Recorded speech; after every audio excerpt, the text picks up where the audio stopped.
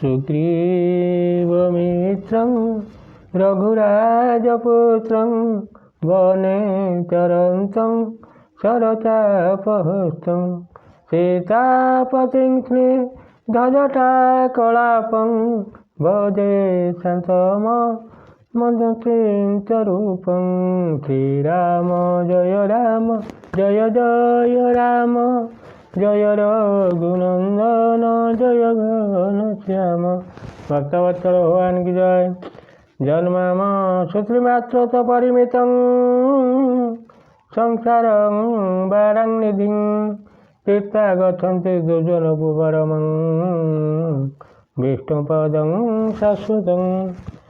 तत्सैव स्थितिकारणं त्रिजगतां रामस्य भक्तप्रिया जूयं किन्नु समुद्रमात्रतरुणी तत्कथं वानरं।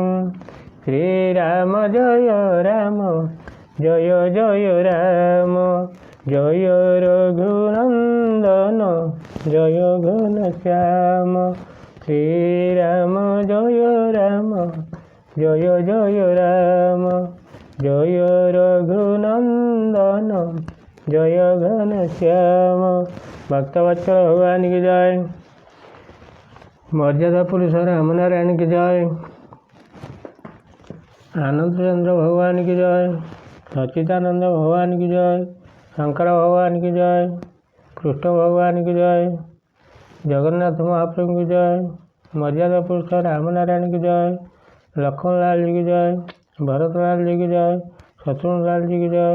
जनक नंदिनी सीता देवी की जय। संकट मोचन हनुमान जी की जय। व्यंकट वासिनी माँ शरण की जय। स्वर्ग मध्य पाताल की जय। दश दिगपाल को जय। यूट्यूब कर्मकर्ता मान को जय। मोर प्रिय सदाबंधु मान को जय। अग्नि देवता को जय। जल देवता को जय। वसुधा देवता को जय। पवन देवता को जय। सूर्य देवता को जय।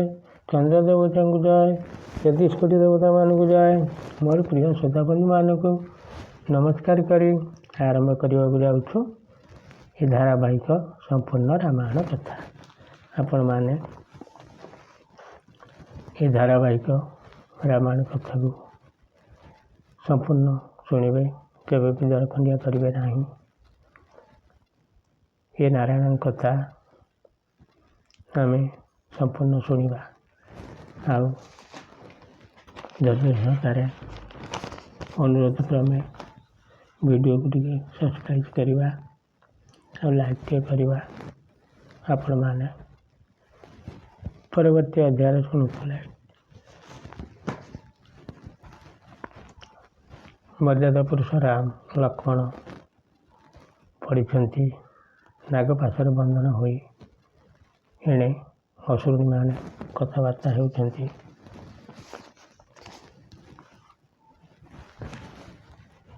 असुरुणी किसी कहते ये सहस्र रावण आउ सहस्र इंद्रजित हेले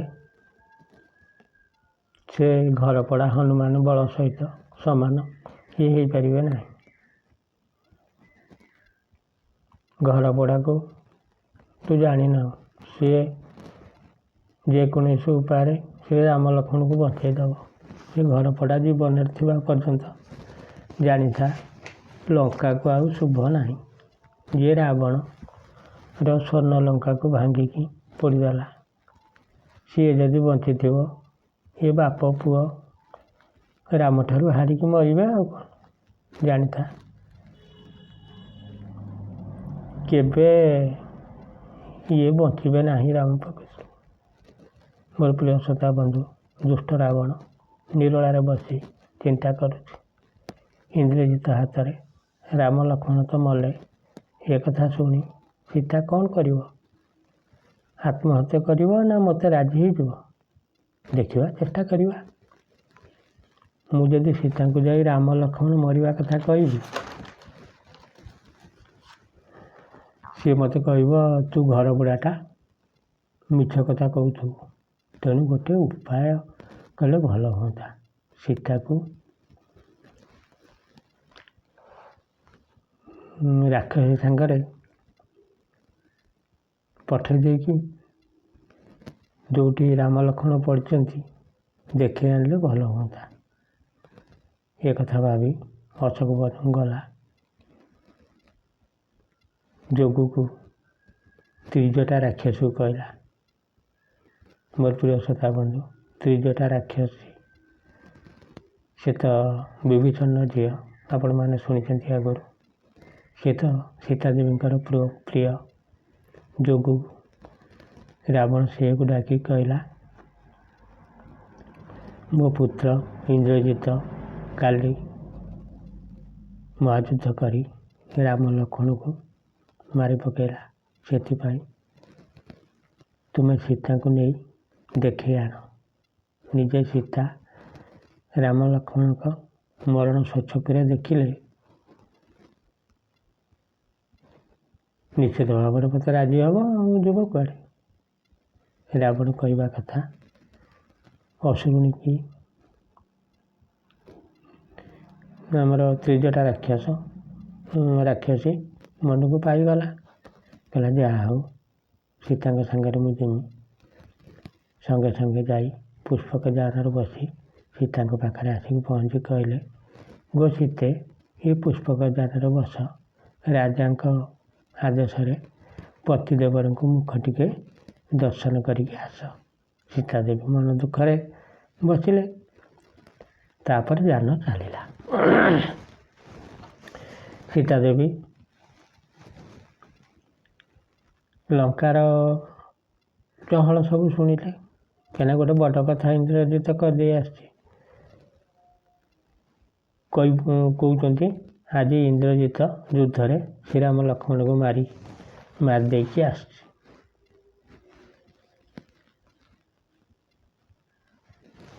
ଆଉ ଏଇରକମ କଥାବାର୍ତ୍ତା ସୀତା ଦେବୀ ଶୁଣିଲେ। ଯାଉଛନ୍ତି, ଯାଇକି ଯୁଦ୍ଧକ୍ଷେତ୍ରରେ ପହଞ୍ଚି ଦେଖିଲେ ବାନରମାନେ ମରିକି ପଡ଼ିଛନ୍ତି। ଶ୍ରୀରାମ ଲକ୍ଷ୍ମଣ ନାଗପାଶରେ ବନ୍ଧା ହୋଇକି ପଡ଼ିଛନ୍ତି। କିଛି ବାନରମାନେ ମନ ଦୁଃଖରେ କାନ୍ଦୁଛନ୍ତି। ଦୁଇ ଭାଇଙ୍କର ତୁଣୀର କବଚ ଧନୁଶର ସବୁ ଖସି ପଡ଼ିଛି। ସରବାଜି ଦେହରୁ ଧାର ଧାର ହୋଇ ରକ୍ତ ବହିଯାଉଛି। ଶ୍ରୀରାମ ଲକ୍ଷ୍ମଣଙ୍କର ଏଭଳି ପରିସ୍ଥିତି ଦେଖି ସୀତା ଦେବୀ ନିଜକୁ ଆଉ ସମ୍ଭାଳି ପାରିଲେ ନାହିଁ। ହା ଜୀବେଶ୍ୱର, ହେ ପ୍ରାଣେଶ୍ୱର, ଏଇଭଳି କହି ଅଧୈର୍ଯ୍ୟ ହୋଇ କାନ୍ଦିବାକୁ ଲାଗିଲେ। କିଛି ସମୟ ପରେ ସୀତା ଦେବୀ କହିଲେ, ପଣ୍ଡିତମାନେ ମୋତେ କହିଥିଲେ ମୋର ବଞ୍ଚିଥିବା ପର୍ଯ୍ୟନ୍ତ ମୁଁ ବିଧବା ହେବି ନାହିଁ। ଶାସ୍ତ୍ର କଥା କ'ଣ ମିଥ୍ୟା ହୋଇଯିବ? ପୁଣି ବି ଶାସ୍ତ୍ରଜ୍ଞମାନେ ବିଭିନ୍ନ ପଣ୍ଡିତମାନେ ମୋତେ କହିଥିଲେ ମୁଁ ରାଜରାଣୀ ହେବି ବୋଲି।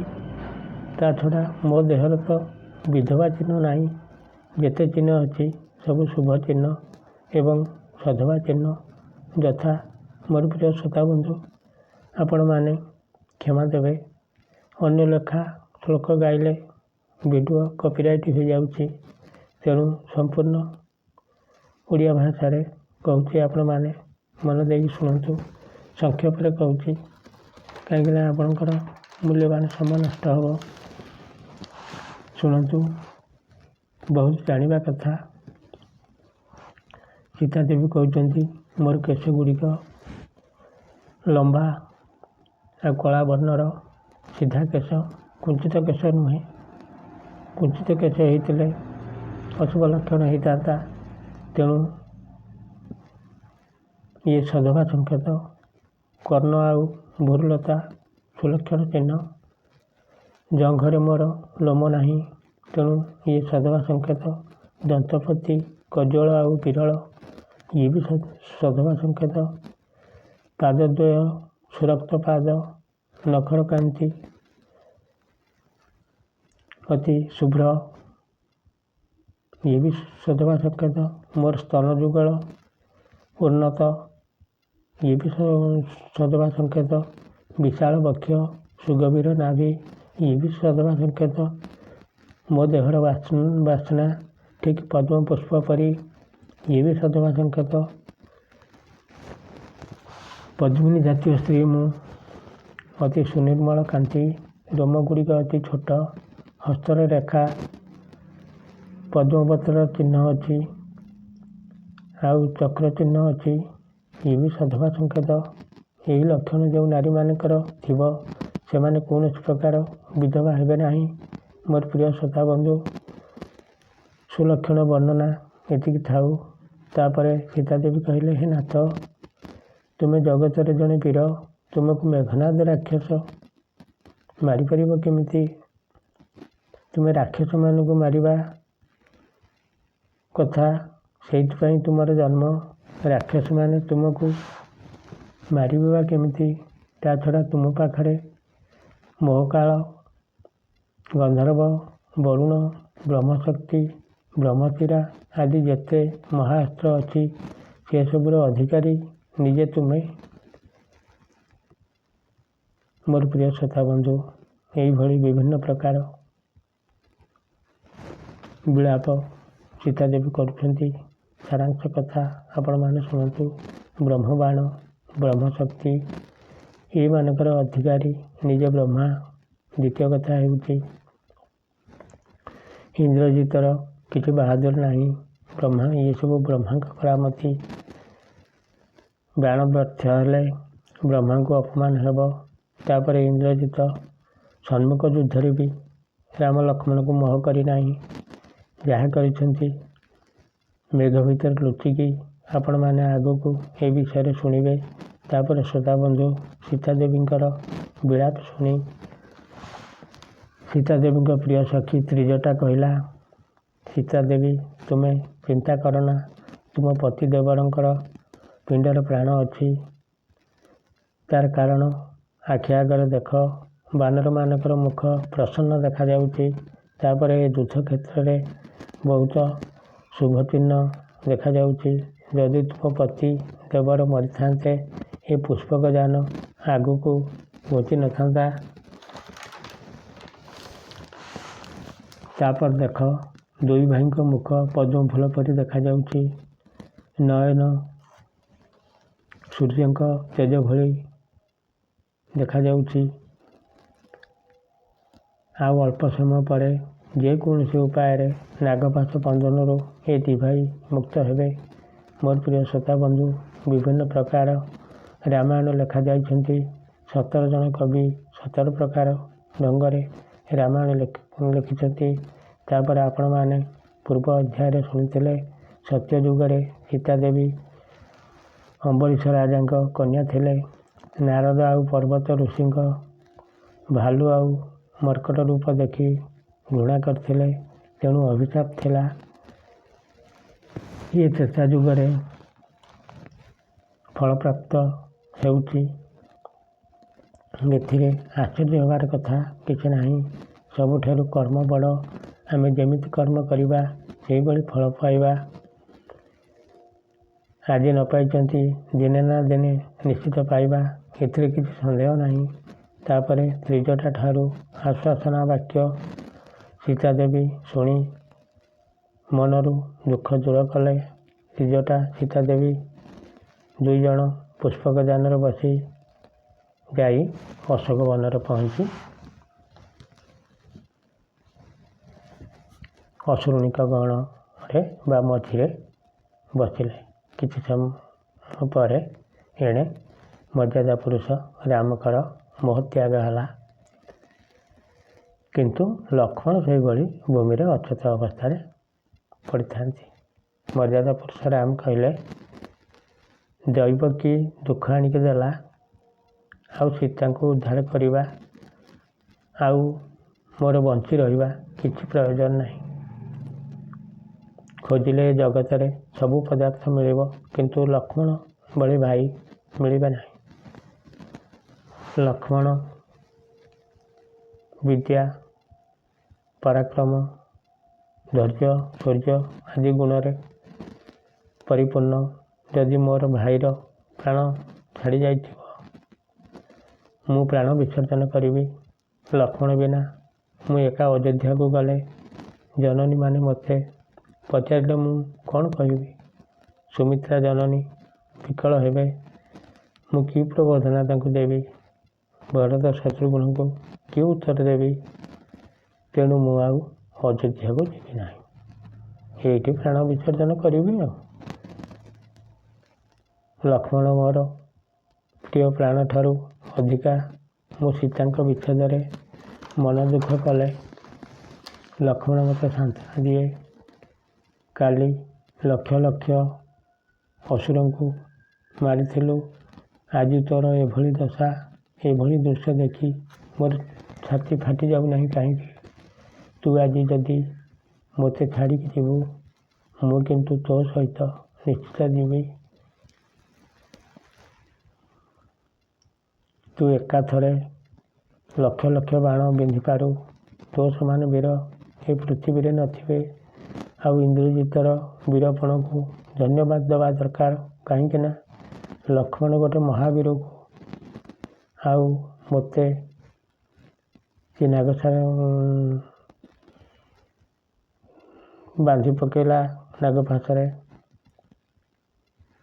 ମୋର କପାଳ ତ ମନ୍ଦ, ମୁଁ କହିଥିବା କଥା ରଖିପାରିଲି ନାହିଁ। ବିଭୀଷଣକୁ ଲଙ୍କାର ରାଜ୍ୟରେ ରାଜା କରିବା କଥା କରିପାରିଲି ନାହିଁ। ତେଣୁ ମୁଁ ମିଥ୍ୟାବାଦୀ ହୋଇ ନର୍କରେ ପଡ଼ିବି। ହେ ପ୍ରିୟତମ ମିତ୍ର ସୁଗ୍ରୀବଙ୍କୁ କହୁଛନ୍ତି ମର୍ଯ୍ୟାଦା ପୁରୁଷ ରାମ। ହେ ପ୍ରିୟତମ ମିତ୍ର ସୁଗ୍ରୀବ, ମୁଁ ମୋର ଭାଇ ସହିତ ଯାଉଛି। ତୁମେ ତୁମ ସୈନ୍ୟକୁ ସାଙ୍ଗରେ ଧରିକି କିଷ୍କିନ୍ଧ୍ୟାକୁ ଯାଇ ରାଜ୍ୟ ପାଳନ କର।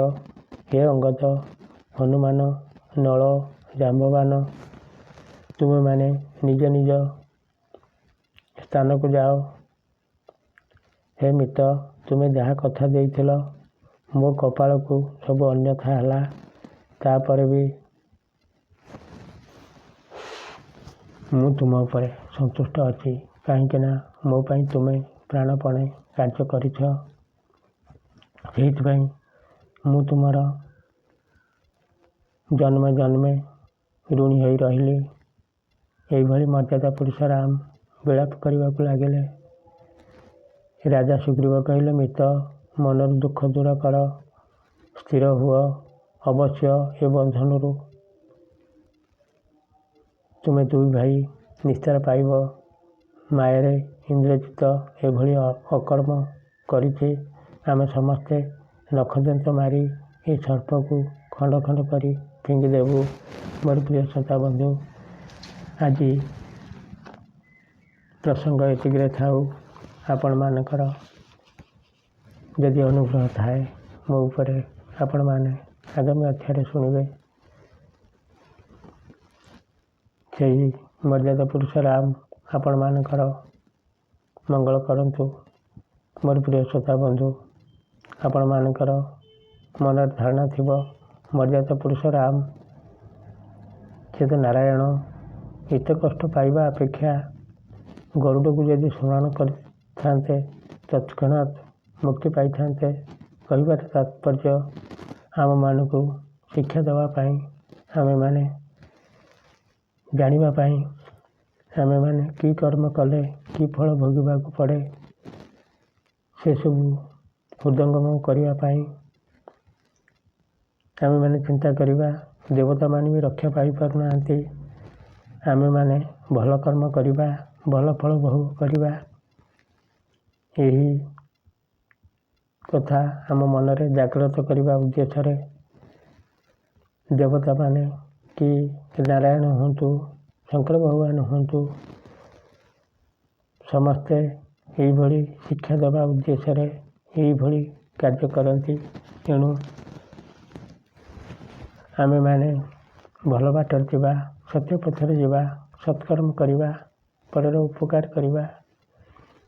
ମୋର ପ୍ରିୟ ଶ୍ରୋତା ବନ୍ଧୁ, ଆଜି ଏତିକିରେ ଥାଉ। ଆପଣମାନଙ୍କୁ ନମସ୍କାର କରି ଆଜି ବିଦାୟ ନେବା। ସେହି ରାମନାରାୟଣ ଆପଣମାନଙ୍କୁ, ଆପଣମାନଙ୍କ ପରିବାର ବର୍ଗଙ୍କର, ଆପଣମାନଙ୍କ ପିଲାମାନଙ୍କର, ଆପଣମାନଙ୍କ ଗୁରୁ ଗୁରୁଜନମାନଙ୍କର, ତା ସହିତ ଇଏ ପୃଥିବୀରେ ଯେତେ ନରନାରୀ, ପିଲାମାନେ, ବାଳକ, ମୋର ଗୁରୁ ଗୁରୁଜନମାନେ ଅଛନ୍ତି ସମସ୍ତଙ୍କର ରାମନାରାୟଣ ମଙ୍ଗଳ କରନ୍ତୁ। ମନୁଷ୍ୟଠାରୁ ପଶୁପକ୍ଷୀ କୀଟପତଙ୍ଗ ପର୍ଯ୍ୟନ୍ତ ସମସ୍ତଙ୍କୁ ଶ୍ରୀ ରାମନାରାୟଣ ଭଲ ରଖନ୍ତୁ। ଶ୍ରୀ ରାମନାରାୟଣକୁ ନମସ୍କାର କରି, ଶଙ୍କର ଭଗବାନଙ୍କୁ ନମସ୍କାର କରି, କୃଷ୍ଣ ଭଗବାନଙ୍କୁ ନମସ୍କାର କରି, ମୋର ପ୍ରିୟ ଶ୍ରୋତାବନ୍ଧୁମାନଙ୍କୁ ନମସ୍କାର କରି, ଜଗନ୍ନାଥ ମହାପ୍ରଭୁଙ୍କୁ ନମସ୍କାର କରି, ଝଙ୍କଡ଼ବାସିନୀ ମା ଶାରଳାଙ୍କୁ ନମସ୍କାର କରି, ସୂର୍ଯ୍ୟ ମତ୍ସ୍ୟ ପାତାଳକୁ ନମସ୍କାର କରି, ଦଶ ଦିଗପାଳଙ୍କୁ ନମସ୍କାର କରି, ମୋର ପ୍ରିୟ ଶ୍ରୋତାବନ୍ଧୁମାନଙ୍କୁ ନମସ୍କାର କରି, ଅଗ୍ନି ଦେବତାଙ୍କୁ ନମସ୍କାର କରି, ଜଳ ଦେବତାଙ୍କୁ ନମସ୍କାର କରି, ବସୁଧା ଦେବତାଙ୍କୁ ନମସ୍କାର କରି, ପବନ ଦେବତାଙ୍କୁ ନମସ୍କାର କରି, ସୂର୍ଯ୍ୟ ଦେବତାଙ୍କୁ ନମସ୍କାର କରି, ଚନ୍ଦ୍ର ଦେବତାଙ୍କୁ ନମସ୍କାର କରି, ଶେଷରେ ମୋର ପ୍ରିୟ ଶ୍ରୋତାବନ୍ଧୁମାନଙ୍କୁ ମଥୁରଟା ପ୍ରଣାମ କରି ବିଦାୟ ନେଉଛି। ଜୟ ଶ୍ରୀରାମ।